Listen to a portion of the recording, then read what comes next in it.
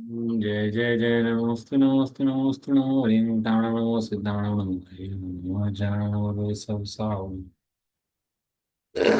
मंगलम भगवान वीरो मंगलम गौतमो मणि मंगलम कुंद कुंद आदि नमोस्तु मंगलम सर्वमंगल मांगल्यम सर्वकल्याण कारकम प्रधानम सर्वधर्माणां जयं जयतु शास्त्रम् नमे समय साराय स्वानुभूत्य चिकास्ते चित् स्वभावाय भावाय सर्वभावान्त वन्दितु सर्व सिद्धे धूमचन्द्रो गतिं पत्ते वोच्छामि सह पावनं सुरकेवली वनवामि।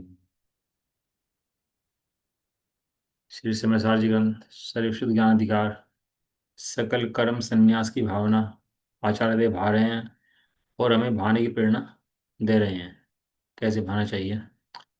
और इसके अंदर अपन लोग आ गए थे कर्म नंबर 142 और 43 हो गए थे। मैं उच्च गोत्र कर्म के फल को नहीं भोगता, चैतन्य स्वरूप आत्मा के संचेतन करता हूँ। और मैं नीच कर्म के गो फल को नहीं भोगता, चैतन्य रूप आत्मा के संचेतन करता हूँ। बड़ी विविधा है जीव को। बाकी मैं तो उच्च गोत्र नीच गोत्र है ही नहीं कहीं, लेकिन इस मनुष्य कुल के अंदर यहाँ पे थोड़े मनुष्य के अंदर अपने को उच्च कुल वाला मानता है, दूसरे को नीच कुल वाला मानता है। ये उच्च कुल वाले हैं, ये नीच कुल वाले हैं। तो जंगल में जब लोग रहते होंगे तो सब एक से रहते होंगे, सब पड़े रहते होंगे। आदिवासी लोग, कौन सी जाति कौन सा कुल क्या रहना है, लेकिन यहाँ जीव ने अपने सिर पर ओढ़ लिया, मैं उच्च कुल का हूँ, उच्च जाति का हूँ, ये नीच जाति के हैं। भेद रूप ही देखता रहता है, लेकिन कभी ज्ञान पर दृष्टि नहीं देता कि सभी ज्ञानवान जीव हैं, कोई भी इस तरह से भेद रूप नहीं है। तो ऐसे उच्च गोत्र नीच गोत्र की कल्पनाएं कर ली अपने मन के अंदर, और फिर उनसे दुखी सुखी होता है। नीच गोत्र वालों को मारता है, पीटता है, बुरा समझता है, बसता है, और अपने को उच्च गोत्र वाला मान लिया। था तो क्या कि जो शाकाहारी हैं, जो अच्छे से रहते हैं, धर्म पूजा करते हैं, उच्च गोत्र वाले हैं। और जो नीच काम करते हैं, मांस आदि खाते हैं, शराब पीते हैं, और हीन कुल काम करते हैं, ये नीच गोत्र वाले हैं। अपने जैन धर्म में भी ऐसा हुआ, जब लोगों ने नीच काम करने शुरू कर दिए तो उन्हें उन्हें कुल से बाहर कर दिया अपने। तो ये 10 से 20 से बने ना अपने यहाँ लोग, 10 से 20 से, क्योंकि बने कहाँ से हैं। वो किसी ने कुछ उल्टा सीधा काम करा, गलत काम करा समाज के अंदर, तो समाज से बाहर कर दिया आपने, ये तो जैन नहीं है। हम जो जैन नहीं मानते, हम अपनी लड़की की शादी तुझे करेंगे नहीं, तेरे से लेंगे नहीं, तेरे से देंगे नहीं, इस तरह बाहर कर दिया उसको समाज से ही।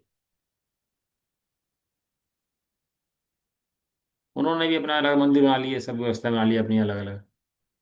लेकिन कहने का मतलब है कि जो उच्च काम करे वो उच्च गोत्र का है, नीच काम करे नीच गोत्र का है। एक स्थूल अपेक्षा है, हालांकि जो जाति कुल का फर्क पीछे बुद्धिज्म धर्म धर्म में बताया है, वो भी फर्क बराबर है उसके अंदर भी।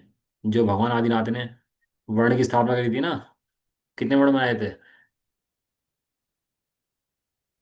3 वर्ण बनाए थे आदिनाथ भगवान ने। आपको भी 4 वर्ण बनाए थे हैं? कौन कौन से? क्षत्रिय, वैश्य और शूद्र। और चौथा कौन सा था? ब्राह्मण। ब्राह्मण नाम की कुल की रचना आदिनाथ भगवान ने नहीं करी थी, क्योंकि ब्राह्मण तो कोई ही बन सकता है। कोई व्यापारी हो वही ब्राह्मण बन सकता है। वो क्या कह रहे हैं? नहीं, कोई ब्राह्मण तो नहीं, ब्राह्मण आदिनाथ भगवान ने करी थी। 3 वर्ण बनाए थे भगवान ने, चौथा वर्ण बाद में बना। ये हाँ, ये तो बाद में बनाया हिस्ट्री में। ब्राह्मण कोई वर्ण थोड़ना है, जो जो ब्रह्म रूप की साधना करे वो ब्राह्मण। अब ब्राह्मण के नाम पर भी हाथ में ये मेरी माला फेर लेगा, ये कर लेगा, तो ब्राह्मण कहना शुरू कर देंगे। ब्राह्मण ये थोड़ा ना है, जो ब्रह्म स्वरूप की आराधना करे उसका नाम ब्राह्मण है, और जो ब्रह्म स्वरूप की आराधना ना करे वो ब्राह्मण नहीं है।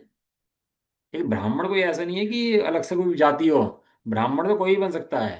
कोई शूद्र जीव चाहे कि ब्रह्म रूप से रहूं तो वो भी कर सकता है ब्रह्म की आराधना। ये तो बाहर में कार्य करने की अपेक्षा भेद है कि व्यापार करेंगे, और ये जो है राज्य संभालेंगे, और ये सफाई सुथरी काम करेंगे। बस 3 ही तो काम चीज चाहिए। चौथा ब्राह्मण कौन सा होता है? ब्राह्मण क्या करता है? ब्राह्मण का काम क्या है? कुछ भी नहीं। इस तरह से वो नीच उच्च उच्च गोत्र की व्यवस्था है। अगला है 5 अंतराय के भेद आ रहे हैं। मैं दान अंतराय कर्म के फल को नहीं भोगता, चैतन्य स्वरूप आत्मा के संचेतन करता हूँ।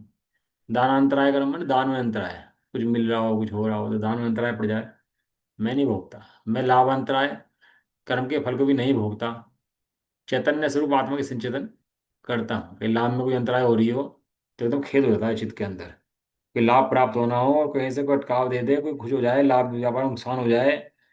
और चेतन वस्तु पर द्वेष करता है और अचेतन वस्तु पर भी द्वेष करता है। कहीं लाभ होना था, बारिश हो गई, आंधी तूफान आ गई है, तो नुकसान बताओ, ये सभी अभी आना था। तो द्वेष करता है किसके ऊपर? अचेतन वस्तु के ऊपर द्वेष करना शुरू कर देता है। लेकिन मैं लाभांतराय कर्म का मूल उदय बीच में रहता है, लेकिन कहता है मैं उसे भी नहीं भोगता। मैं भोगांतराय कर्म के फल को नहीं भोगता, चैतन्य स्वरूप आत्मा के मैं संचेतन करता हूँ। मैं उपभोग अंतराय कर्म के फल को नहीं भोगता, चैतन्य स्वरूप आत्मा के संचेतन करता हूँ। और मैं वीर्य अंतराय कर्म के फल को नहीं भोगता, चैतन्य स्वरूप आत्मा के संचेतन करता हूँ। इस प्रकार ज्ञानी सकल कर्मों के फल के संन्यास की भावना कहता है। ज्ञानी जो है एक एक कर्म के फल की भावना को नचाता है। अपन लोग तो सोचते हैं कि स्वाध्याय पढ़ लिया काफी हो गया। स्वामी जी तक गाथाओं के पाठ, शक्तियों के पाठ डेली किया करते थे, डेली। नित्य के स्वाध्याय में था उनका, सुबह को उठ करके। अभी अपन लोग समय जी पढ़ लेंगे ना तो समय जी पूरा हो जाएगा, तो हम हमें लगेगा समय जी तो पूरा हो गया, तो हमें दोबारा विकल्प पढ़ने का विकल्प नहीं आएगा। साल, 2 साल, 6 महीने तो आएगा ही नहीं विकल्प कि भाई कुछ और शास्त्र लगाओ, कोई नया शास्त्र लगाओ। स्वामी जी की सभा में 19 बार तो लगातार समय सारी चलता ही रहा, चलता ही रहा, चलता ही रहा। स्वामी जी के 2 टाइम के प्रवचन, सुबह के और दोपहर के, और एक टाइम की तत्व चर्चा होती थी शाम के टाइम में। बस 3 काम उनके थे, इसके अलावा जनता से परिचय नहीं था उनका। केवल 3 काम, बाकी अपना स्वाध्याय करते थे। एक सुबह का प्रवचन हो गया, एक दोपहर का प्रवचन हो गया, एक शाम की तत्व चर्चा हो गई। तत्व चर्चा मैंने क्वेश्चन आंसर्स। बस इतना ही पब्लिक से परिचय था उनका। इसके अलावा जनता से परिचय रखा नहीं उन्होंने। मंदिर बनवाना हो तुम बनवाओ, ट्रस्ट बनवाना हो तुम बनवाना हो, जो करना हो करो भैया, मेरा कोई लेना देना नहीं है। लोग पैसे के बंडल पैरों में गिर जाते थे उनके आकर के, तो उन्हें कोई मतलब नहीं था उन चीज़ों से। कभी रखा ही नहीं किसी से मतलब, लेकिन जो इन चक्करों में पड़ गया फिर वो धर्म स्वाध्याय नहीं कर सकता। इसलिए कभी पढ़े ही नहीं किसी चक्कर में। कोई सेठ आ रहा है कि नहीं आ रहा है, उन्हें कोई लेन देन नहीं था। वे तो आराधक जी थे, अपने आराधना में मस्त रहा करते थे। तो समय सारजी भी उन्होंने 19 बार पढ़ लिया लगातार। इतनी महिमा थी। अपन को लगता है कि चलो पढ़ लिया, अब तो कोई बात नहीं, अब तो कुछ और नया शास्त्र शुरू करेंगे क्योंकि तो हमने पढ़ ही लिया है अब जा। और 2-3 साल बाद याद आएगी फिर समय सारजी की, क्या बहुत दिन हो गए पढ़े हुए, पढ़ लेते हैं। ऐसे अनेक ग्रंथ है, लेकिन वो अपने पर्सनली बहुत स्वाध्याय में करते थे। और एक बार तो ऐसा हुआ कि 15वीं 16वीं बार है कि उनका लास्ट का जो समय सारजी का स्वाध्याय पूरा हुआ, वो 1 घंटे के प्रवचन में आधे घंटे पूरा हो गया। आधे घंटे के अंदर समय सारजी का प्रवचन पूरा हो गया, पूरा समय सारजी हो गया। आप समझो मेरा समय सार पूरा हो रहा हो और आधे घंटे में पूरा हो जाए तो मैं क्या करूंगा? कि भाई अब कल से देखेंगे, नया शास्त्र कब लगाएंगे, कल से लगाएंगे, परसों से लगाएंगे, देखते हैं। आधे घंटे में 1 मिनट वेस्ट नहीं करी, दोबारा समय सार शुरू कर दिया। अब पुनः समय सार शुरू करते हैं। आधा घंटा भी क्यों वेस्ट करना? हमें उनसे बहुत सीखने की जरूरत है वास्तव में। स्वामी के जीवन से, स्वामी के स्वाध्याय से, उनके एक एक चीज को सीखने की वो उनसे बहुत जरूरत है। हम लोगों को उनका भारी चढ़ना नहीं भी पढ़ना चाहिए। समय सारणी समय के पाबंद थे। इतने पाबंद थे समय के कि लोग घड़ी मिला लेते थे देख करके। स्वाध्याय का समय, आने का समय, जाने का समय, घड़ी टैली कर लो उनके। इतने समय की इतनी महिमा थी उनको। समय की विराधना करने वाले को समय सार की आराधना नहीं होती। समय बर्बाद करने वालों को समय सार की आराधना नहीं हो सकती। कहते तो लोग हो भैया 4-6 घंटे स्वाध्याय तो जरूर करो भाई। 4-6 घंटे स्वाध्याय करे बिना कल्याण नहीं हो सकता। कैसे कहते थे यार? आप स्वाध्याय के नाम पर पढ़ना तो हो गया, सुनना तो हो गया। पढ़ना, चिंतन, अपना स्वाध्याय, युक्तियां, तर्क, अनुमान, जो वास्तविक स्वाध्याय के अंग हैं। वास्तविक स्वाध्याय के तर्क, अनुमान, युक्ति, आगम, तत्वों के संबंध में, ये कहाँ हैं? बस एक एक घंटे का स्वाध्याय सुना और सोचते हैं स्वाध्याय हो गया। लेकिन उनके बहुत शांति से रहकर सीखने की जरूरत है। इतनी उथल पुथल उठा पटक में समझने वाला तत्व तो है नहीं। ज्ञानी तो कहते हैं अब ये तो आत्मा है, परिणाम जैसे आने दे। लेकिन इसका मतलब ये नहीं कि तू स्वच्छंद हो गया बर्तन करने लगे। वहां ये भी लिखा है तो एकांत रूप साधना कर भैया अपनी, तत्व का पहचान, तत्व की आराधना कर, परिणाम बिगड़ने का बोध भय रखना, और शांति से रहकर स्वाध्याय चिंतन आदि करना। ये सब उसमें दिया है। इसलिए 4-6 घंटे स्वाध्याय अपने युक्ति लगाकर, क्या लिखा था? आगम का सेवन, युक्ति का अवलंबन। और ये जो तर्क, युक्ति, अनुमान, ये चीजें क्या हैं? बारंबार बहुयुक्तियों से अब तो, अब युक्ति तो लगाता नहीं है और तर्क लगाता नहीं है, और बस सुन लेता है बैठा बैठा और सोच लेता है और स्वाध्याय हो गया। भैया बिल्कुल नहीं हुआ, बिल्कुल नहीं हुआ। बैठा बैठा खाता रहता है, बस ना मेहनत करनी, ना चलना, ना फिरना, बस खाता रहता है बैठा बैठा। बस शरीर भी खराब होगा तेरा, और सब खराब होता है, सब जाएगा। तो गाय भैंस भी जुगाली करती रहती है, थोड़ा खाती है, जुगाली पूरी रात जुगाली चलती रहती है उसकी। वो कितना कितना चबाती है उसको, चबा चबा के उसको जुगाली जुगाली जुगाली जुगाली, कैसे पूरी रात बैठे बैठे जुगाली करती रहे। देखा होगा आप लोगों ने, मुंह चला दिया है, जुगाली करती रहे। तुझे लगता भी नहीं एक बार मैंने क्या पढ़ा था, स्वाध्याय में क्या आया था? आचार्य देव ने सकल कर्म की संन्यास की भावना कैसे नचाई थी? लगता भी नहीं एक बार। बस स्वाध्याय छूटा, ऐसा छूटता है जैसे स्कूल की घंटी बजती है और बच्चे छूटते हैं। याद होंगे दिन अपने, तो बांध के रखा है किसी ने। जब तक अपने हित के लिए नहीं सुनेगा तो ऐसी ही छुट्टी होगी, ये स्कूल की घंटी बज गई हो। और जहां अपना हित भासेगा, कर्मों का दुख भासेगा, अपना हित परम हित भासेगा, तो छूट जाएगा इन सब समस्याओं से, कोई बड़ी बात नहीं है। आज बच्चे पढ़ाई में लगे, इतने सारे बच्चे, पढ़ाई, इतनी पढ़ाई, इतनी पढ़ाई, माँ बाप सब पढ़ाई में लगे, मैडम सब पढ़ाई में लगी, किस लिए? सुख दिखाई दे रहा है इसलिए। और जिस दिन सुख का ट्रांसफर यहाँ पर हो जाएगा, कि सुख इस विद्या में सुख नहीं है, ये जो महान विद्या है, ये समय सारे इनमें सुख है, तो सारा का सारा इधर ट्रांसफर हो जाएगा पूरा अपना अंतरंग, तो उससे परिणाम बदल जाएगा। है ना? ये पढ़ाई से तो एक आधा भाव थोड़ा बहुत सुधर जाए, कुछ नहीं होता। लेकिन ये पढ़ाई ऐसी है समझ जाओ कि अनंत अनंत भाव सुधार दे, और जीव को भगवान बना दे। ऐसी पढ़ाई है ये समय सार जी की पढ़ाई। लेकिन ये पढ़ाई होती नहीं है, और बाहर में पढ़ाई की तरफ सारा फोकस होकर सर उठ जाता है। ये क्या कह रहे हैं? यहाँ भावना का अर्थ बारंबार चिंतन करके उपयोग का अभ्यास करना है ना? बारंबार भावना भावना भावना, ये एक भावना शब्द का बड़ा आया है। ये हमारे यहाँ जो जो नियम सार जी ग्रंथ है, पदम पदम बंद देव ने बहुत भावना शब्द यूज करा। चैतन्य स्वरूप की भावना, चैतन्य स्वरूप की भावना। भावना होती क्या है? भावना का मतलब क्या है, लिख दिया उन्होंने। भावना का अर्थ है बारंबार चिंतन करके उपयोग का अभ्यास करना, उपयोग को सावधान रखना। सावधान रहना रे भाई, सावधान रहना। ये कषाय खींच लेती है मेट के अंदर, भरमा देती हैं, विषय भरमा देते हैं। लेकिन बारंबार अर्थ का विचार करे, जो पढ़ा है उसका बारंबार विचार करे, युक्ति का अवलंबन करे और उपयोग का अभ्यास करे, उसका नाम भावना है। और कब होती है ये? जब अपने हित की भावना हो तब होता है ये। जब बाहर में दुख लगे और यहाँ सुख लगे तब होता है ये काम। जब जीव सम्यक दृष्टि ज्ञानी होता है, तब उसे ज्ञान श्रद्धांत तो हुआ ही है कि मैं शुद्ध न से समस्त कर्म और कर्म के फल से रहित हूं। क्या कह रहे हैं?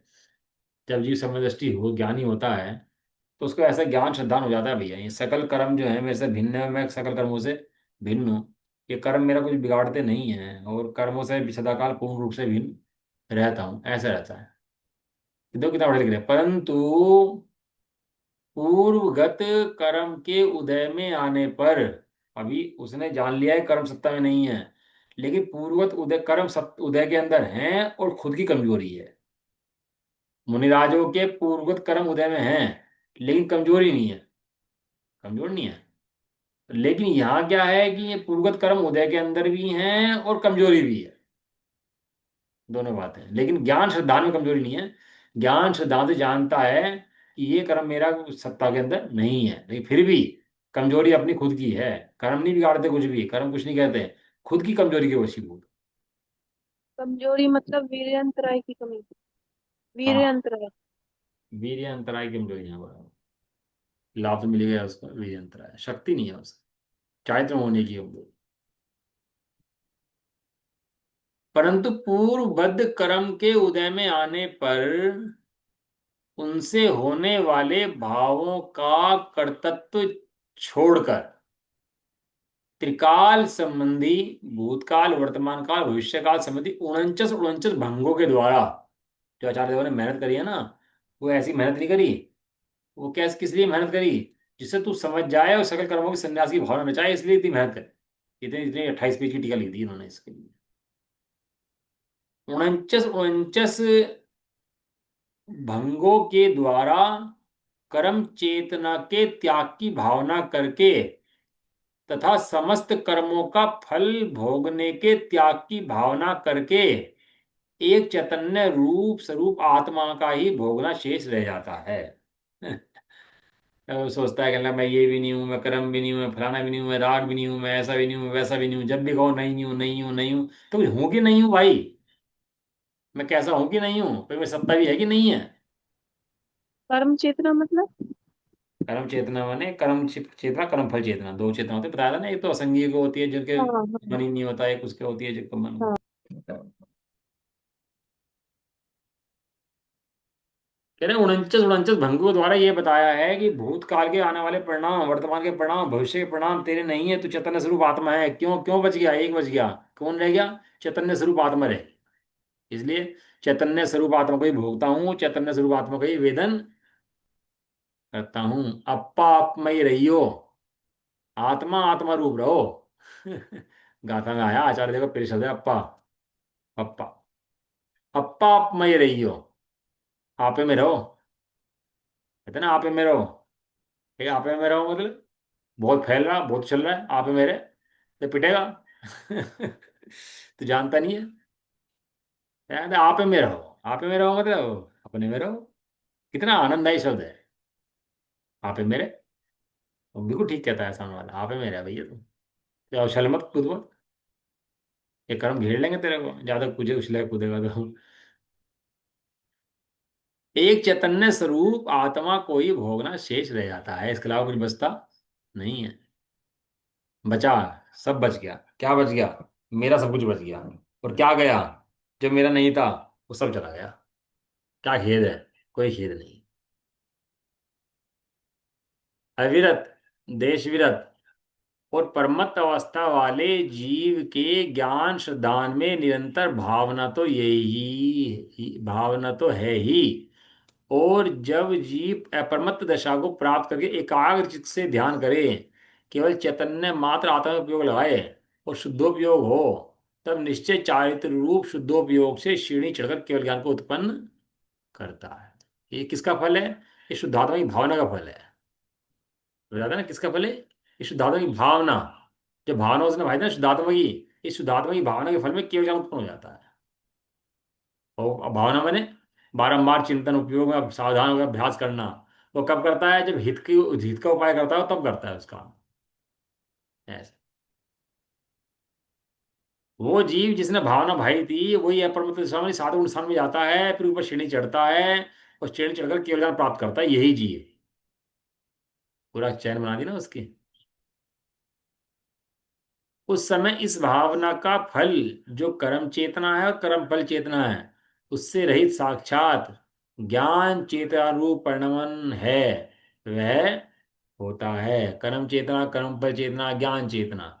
अज्ञानी की कर्म चेतना कर्म फल चेतना है, और ज्ञानी की ज्ञान चेतना है। ज्ञानी का उपयोग अंतर्मुख है और अज्ञानी का उपयोग बहिर्मुख दौड़ता है, बाहर में दौड़ता है। पश्चात आत्मा अनंत काल तक ज्ञान चेतन रूपी रहता हुआ परमानंद में मग्न रहता है, साधी अनंत पद को प्राप्त करता है। रहिए अनंत अनंत काल तक। कहाँ तो ये कीड़े मकोड़े के भाव, एक इंद्रिय दो इंद्रिय के भाव रुलता फिरे, और कहाँ सिद्धों का अनंत काल का सुख का पद। और करना कुछ नहीं पड़ रहा है इसे, बे में चने के बदले रत्न मिल रहे, और फिर चने देना पसंद ना करता, तो इसका क्या करा जा सकता है? इसलिए रतन लो भैया कि चने छोड़ दो। जब बंदर होता है ना, वो चने मुट्ठी में पकड़ लेता है, छोड़ता नहीं है। और वो बंधन, वो सोचता है मुझे बांध लिया। किसने बांध लिया? घड़े ने बांध लिया मेरे को। पता है ना ये बंदर को कैसे पकड़ते हैं? वो घड़ा दबाते मिट्टी के अंदर, जिससे घड़ा निकल ना पाए, चने रखते हैं उसके अंदर। वो हाथ देता और हाथ देकर मुट्ठी बांधता, वो मुट्ठी निकालता, फंस जाती मुट्ठी उसकी, निकल पाती नहीं मुट्ठी। तो सोचता है मुझे घड़े ने पकड़ लिया, घड़े ने पकड़ लिया, घड़े ने पकड़ लिया। अब कितना बड़ा ज्ञान है, निकल के छोड़ के भाग जाए। चने छोड़ता नहीं है, मुट्ठी खोलता नहीं है, और सोचता है घड़े ने पकड़ रखा मेरे को। ऐसे ही है, कर्म ने पकड़ रखा हो, आत्मा की भावना करता नहीं है, आत्मा को भाता नहीं है, और जीवन खराब कर देता है पूरा पूरा 20-50 साल का अपना ये छोटा मोटा जीवन जो है। अब कलश रूप काव्य कहते हैं, देखो इसका। मतलब कि हम भ्रम में जी रहे हैं अभी तक। भ्रम। हाँ भ्रम है और कुछ भी नहीं है, बस एक छोटा सा भ्रम है, वो छोटा सा ही है बस, वो बड़ा भ्रम नहीं है, बस छोटा सा भ्रम ही है बस।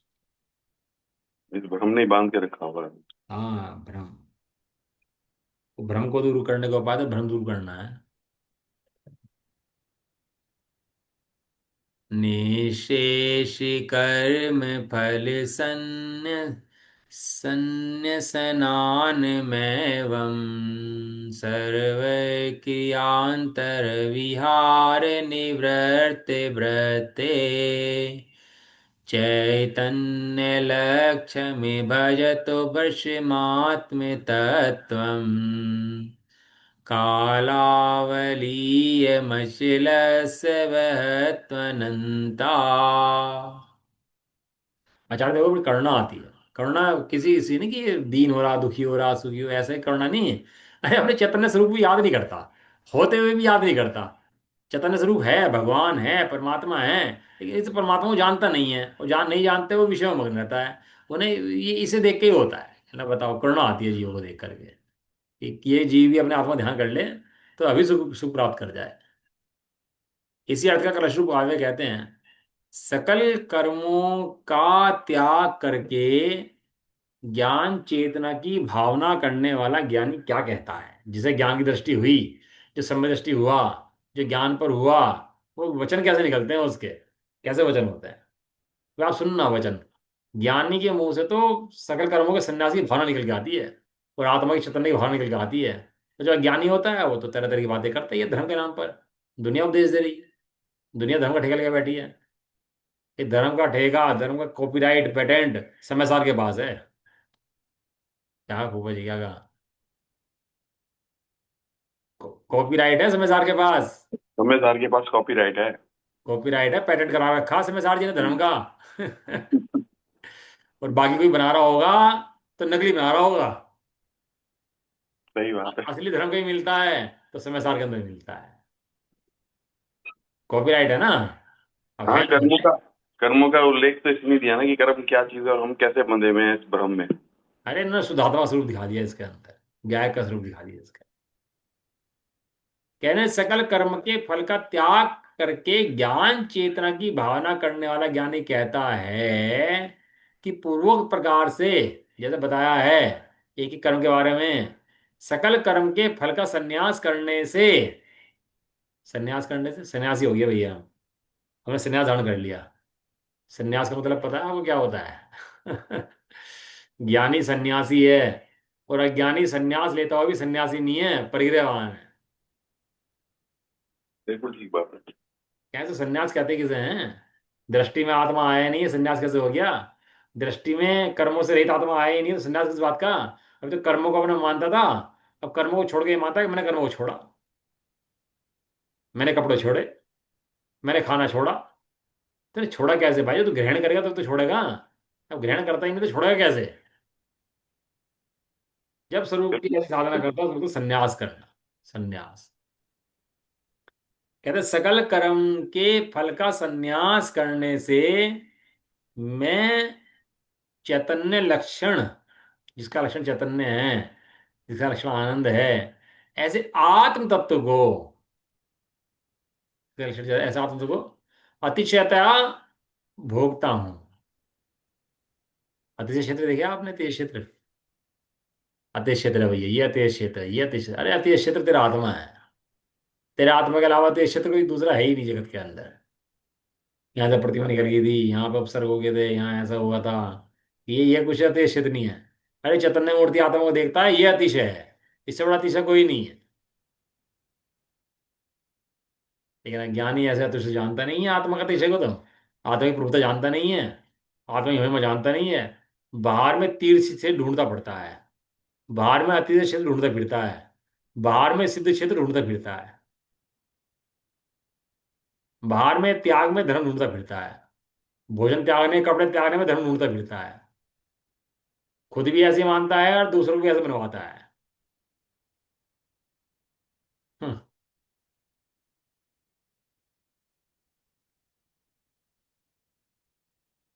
वे कहते हैं मैं चैतन्य मूर्ति आत्मा के अलावा कुछ दिखाई देता नहीं है। मैंने अपनी पुरुषा भोग ली है। पंचम काल के आचार्य अमरचंद देव कह रहे हैं कि मैं उस आत्मा को भोगता हूँ, यानी ये ऐसा पंचम काल बाधा नहीं करता आत्मा को भोगने में, तेरा ज्ञान बाधा करता है।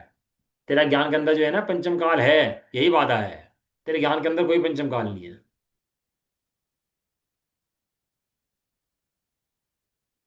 आत्म तत्व को अतिशय भोगता हूँ, और उसके अतिरिक्त, आत्मा के अतिरिक्त अन्य सर्व क्रिया में विहार से मेरी वृत्ति निवृत्त है। मैं वो अन्य क्रियाओं से निवृत्त होता हूँ।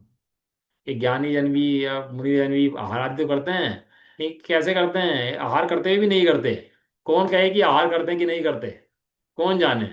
ये ज्ञानी जाने कि ये आहार करते हुए भी आहार नहीं करते।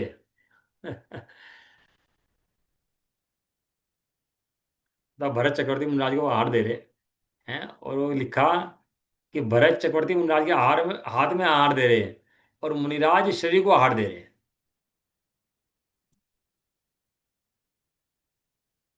समझ में आया?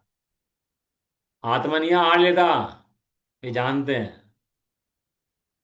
चक्रवर्ती मुनिराज के हाथ में दे रहे, और मुनिराज इस शरीर को आहार दे रहे।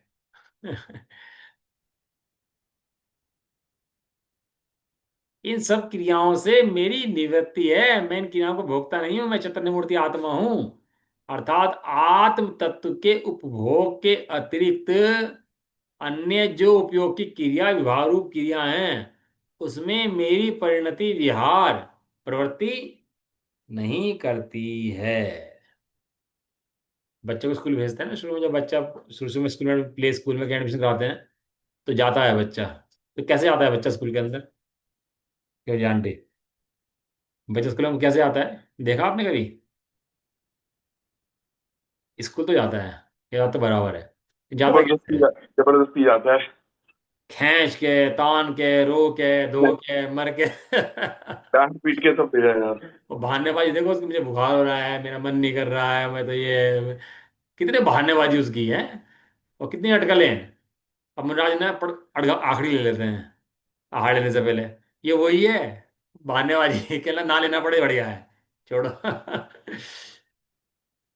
कौन कहे मुझे इतने भोग दिखाई देते हैं? अरे ज्ञानी का भोग ये नहीं है, ज्ञानी का भोग तो ज्ञान है। ज्ञानी ज्ञान को भोगते हैं, इन वस्तुओं को भोगते ही नहीं है, भोजन पानी को।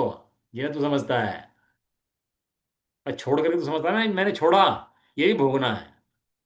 तो समझता है ना मैं छोड़ दिया, ये छोड़ने की दृष्टि जो तेरी है, ये भी भोग है। ये छोड़ सकता कैसे है तू इसको? छोड़ नहीं सकता। हम्म। कह रहे हैं आत्म तत्व के उपभोग के अतिरिक्त अन्य जो उपयोग की क्रिया है, उपयोग आत्मा को भी भोगता है और अन्य को भी भोगता है, लेकिन वो जो बाहर को भोगता है विभाग रूप क्रिया है। तो विभाग रूप क्रिया में अब मेरी परिणति विहार नहीं करती, प्रवृत्ति नहीं करती। क्यों? क्योंकि मैं तो चैतन्य स्वरूप आत्मा में ही विहार करता हूं। अचलस्य मम, ये अचल हो गया। उपयोग कैसा हो गया इसका अब? अचल हो गया, चलायमान नहीं होता। ये समझ गया सुख आत्मा के अंदर ही है। इन विषयों के अंदर सुख था नहीं, है नहीं, और भविष्य में हो सकता भी नहीं है। ऐसी दृष्टि से मेरा उपयोग शुद्धात्मा में अचल हो गया है। क्या कह रहे?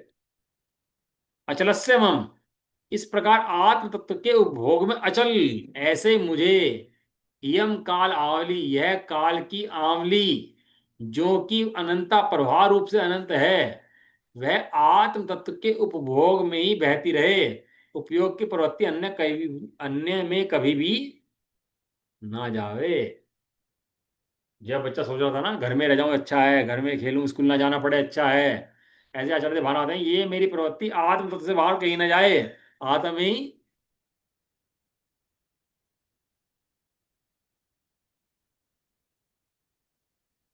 निज में केली करें जगमाई जिनेश्वर केल गुण। निज में ही खेलते हैं, निज में ही बैठते हैं, निज का ही आनंद भोगते हैं, ऐसा भावार्थ। ऐसी भावना करने वाला ज्ञानी ऐसा तृप्त हुआ। कैसा लिखा, क्या लिखा? आवाज आ रही है आप लोगों को? नहीं आ रही है, आवाज तो आ रही है, ऐसा व्रत कैमरे हुआ करके कैमरे कैमरा में बोलते कर हैं। लो, कोई शक्ल दिख नहीं रही किसी के सामने, शक्ल हम्म, दिख रही है ना, सही पता लगा।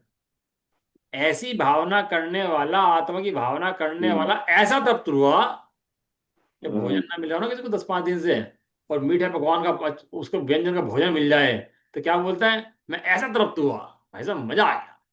ऐसे ही कहते हैं। वो जो आत्मा का भोग करा, आचार्य देव प्रेरणा करते हैं, कहले वे ऐसा तृप्त हुआ कि मानो भावना करता हुआ साक्षात केवली ही हो गया हो। अब एक एक शब्द के अंदर बहुत मर्म है, इसके अंदर समझाना बैठो तो आप कह रहे हो तृप्त हुआ बोल रहे थे, अच्छा। तृप्त, तृप्त। तृप्त हुआ, हाँ। एक बार तप्त, एक बार तृप्त। तप्त माने कषाय में तप्त होता है, और आत्मा में तृप्त होता है। जो अच्छा कषायों में अच्छा। तृप्त हैं वे तृप्त नहीं है, तप्त हैं। तप्तायमान है जलते हैं वे तो और तृप्ति शांति तो आत्मा के अंदर ही है। ऐसी भावना करने वाला साक्षात केवली सुख का अनुभव करता है। ऐसा मानो केवली हो गया हो, मानो मिली मुक्ति ही हो, मानो उसको मुक्ति ही मिल गई हो, ऐसा आत्मा प्राप्त होने के बाद इससे वह अनंत काल तक ऐसा ही रहना चाहता है। आत्मा ही रहना चाहता है, और योग्य ही है, क्योंकि इसी भावना से केवली हुआ जाता है। केवल केवल ज्ञान उत्पन्न करने का परमार्थ उपाय क्या लिखा, यही है। केवल यह केवल ज्ञान है, करने का। यह ही है। एक तो यह लिखा, और लिखा ही से लगाया उसके अंदर, मतलब क्या हुआ, कोई वह नहीं है, यह, और ही से लगाया, यही है, इसके अलावा कोई और नहीं है।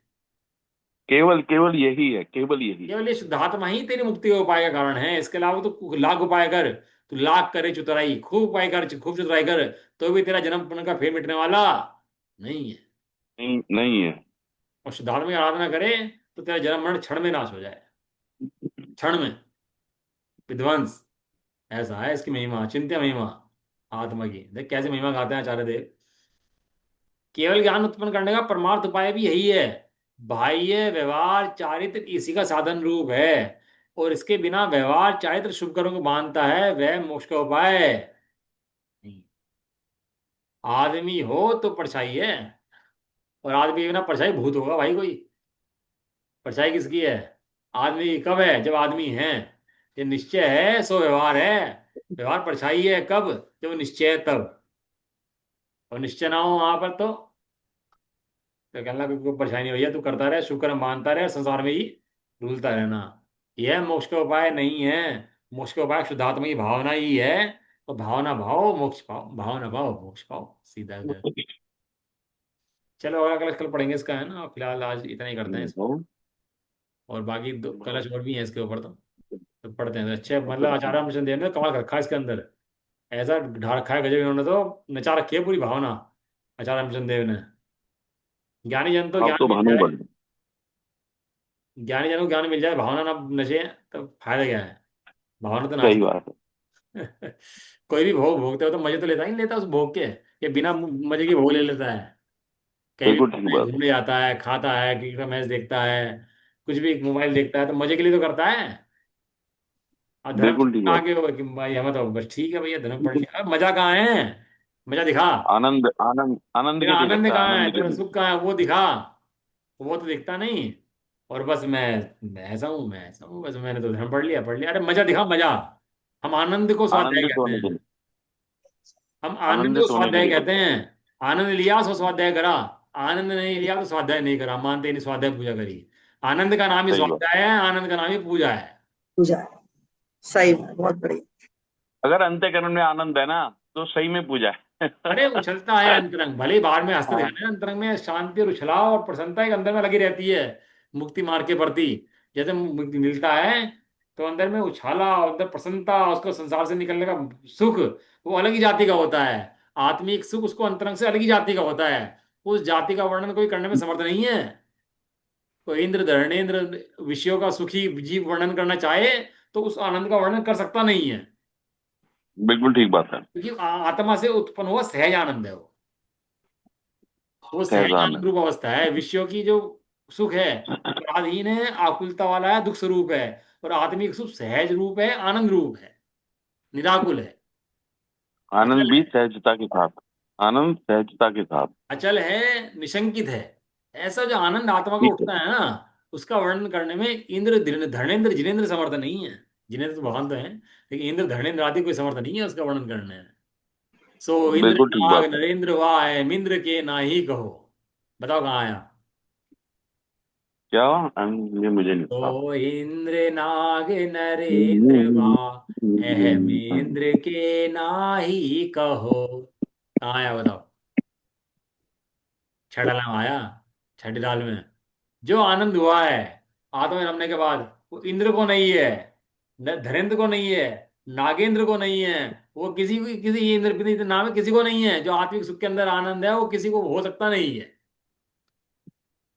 सो इंद्र नाग नरेंद्र वाह अहमिंद्र के नाही को। किसी को नहीं है वो आनंद की जाति। वो आनंद की जाति आचार्य अमरचंद देव भोगते हैं। और अमरचंद भोगते नहीं है, दिखा भी देते हैं कैसे भोगी जाती है। आप मीठा शब्द हो, आपको मीठे के ऊपर लिखना है। कितना लिखोगे आप मीठे के ऊपर? कितना लिख सकते हो मीठे के ऊपर? मीठा अच्छा है, मीठा ऐसा है, मीठा ऐसा है। कितना लिख दोगे? एक पेज, दो पेज भर दोगे उसके अंदर? आचार्य अमरचंद को आनंद, आत्मा का इतना आनंद आया, पूरे शास्त्र शास्त्र भर दिए एक आत्मा से। इतना लिखने की कला, अनुभव करने की कला, वो हर किसी के पास नहीं होती। वो किसी बिरले के पास होती है। और ऐसे बिरले जीवों का समागम हमें मिला, ये हमारा महाभाग्य है। ये हमारा महाभाग्य है। हमने पाए, ऐसे गुरुदेव पाए, ऐसे गुरुवर पाए, ऐसे आचार्य पाए, ऐसे शास्त्र पाए, ऐसे भगवान पाए। अपने भी पुण्य की महिमा अपार है। कोई कम नहीं है। ऐसा करके अपने आत्मा का आनंद लो। आनंद के लिए करो, जो करो आनंद के लिए, ढोने के लिए नहीं, जबरदस्ती के लिए नहीं। जो करना है आनंद के लिए, स्वाध्याय चिंतन मनन आनंद के लिए। यही है भावना, बस इसके अलावा कोई भावना नहीं होती। चलो, निज निधि निज में बताई। साई ये अनंत उपकार है, इसके लिए जिनवानी माँ को वंदना छठ बार है। नमो नमः।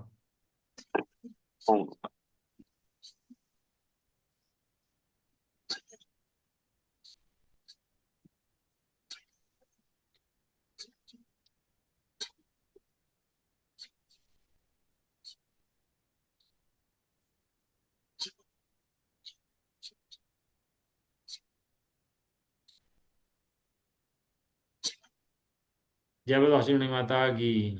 जय हो। जय हो। जय हो। महान जैन धर्म की। जय जय हो। हो। एक साथ बोलिए। जय जय जिनेन्द्र। जिनेन्द्र। जय। जय जिनेन्द्र। सबको सबको जय। जय जिनेन्द्र। सबको जय जिनेन्द्र। सबको जय जिनेन्द्र।